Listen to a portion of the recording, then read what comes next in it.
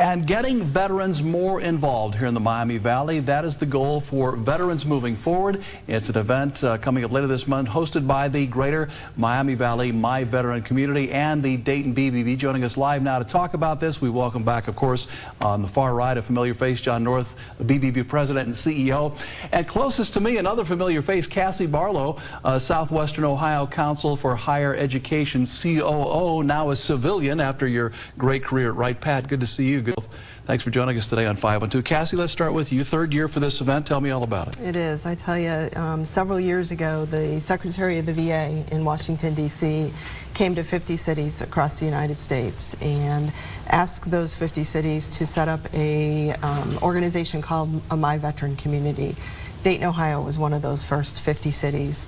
And out of that ask from the Secretary of the VA came the Veterans Moving Forward event. And the idea of the event is to improve services to veterans around our region. So we basically have a huge resources fair once a year for our veterans where we ask them to come out. It'll be the 23rd of May at Wright State University at the Student Union.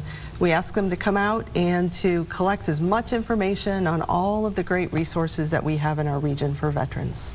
John, as you well know, this is a military town. We have a lot of veterans in the Miami Valley. They are a great resource and still a somewhat, I think, untapped resource in our community. These folks are disciplined, they're trained, and they can do a lot of things once they become civilians. That's right. Your BBB works with Wright-Patterson Air Force Base, and BBBs all across the nation work with Air Force bases in their community.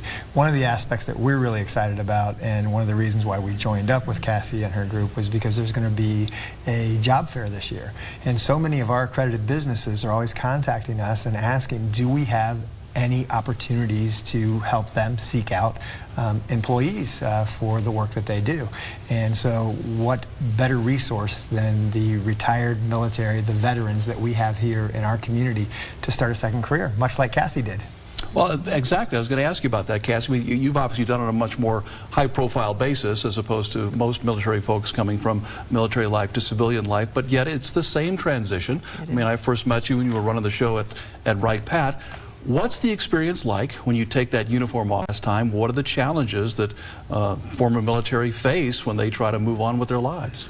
It's a little bit scary, and there are some challenges. The biggest one is really translating your skill set from military speak to civilian speak.